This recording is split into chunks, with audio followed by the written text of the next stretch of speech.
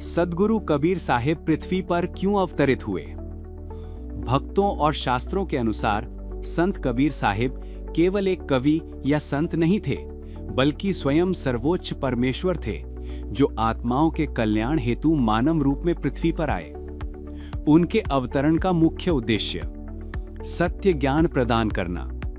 कबीर साहिब ने उस समय के समाज में फैली अंधविश्वास, पाखंड, झूठे आचरण और बाहरी दिखावे को तोड़कर लोगों को सच्चा मार्ग बताया। केवल सच्चे सद्गुरु से ही मुक्ति संभव है।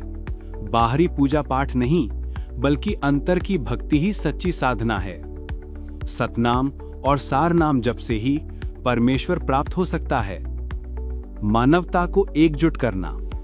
उन्होंने कहा, हिंदू मुसलमान दो नहीं, सब एक ही परमात्मा के पुत्र हैं।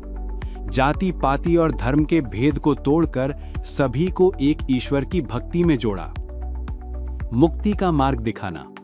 भक्तों का यह विश्वास है कि कबीर साहिब ही परमात्मा हैं, जो 1398 ईस्वी में काशी में प्रकट हुए। वे आत्माओं को काल पुरुष, जो इस माया जगत का शासक है, के बंधन से छुड़ाकर सतलोक ले जाने का मार्ग बताने आई। शास्त्रीय प्रमाण। कबीर सागर। मैं काशी में बालक रूप धरूं, धर्मदास ये ज्ञान सबको दूं। इसका अर्थ है कि कबीर साहिब स्वयं परमात्मा हैं और वे आत्माओं के उद्धार के लिए ही अवतरित हुए। वेद। ऋग्वेद मंडल 9, सूक्त 82, मंत्र 1।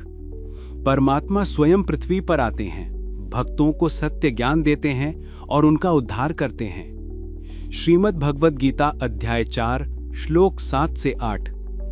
जब जब धर्म की हानि होती है और अधर्म बढ़ता है, तब तब मैं स्वयं अवतरित होता हूँ। साधु जनों की रक्षा और अधर्म विनाश के लिए मैं युग युग में जन्म लेता हूँ। ये श्लोक कबीर साहिब के आगमन पर भी लागू होता है। निष्कर्ष। सद्गुरु कबीर साहिब पृथ्वी पर आए, सत्य नाम और सार नाम प्रदान करने, आत्माओं को जन्म मरण से मुक्त करने, पाखंड और अंधविश्वास तोड़ने और मानवता को एक करने के लिए। इसीलिए भक्त कहते हैं, कबीर साहिब केवल संत या कवि नहीं, वे स्वयं परमेश्वर हैं, जो आत्माओं की मुक्ति हेतु अवतरित हुए।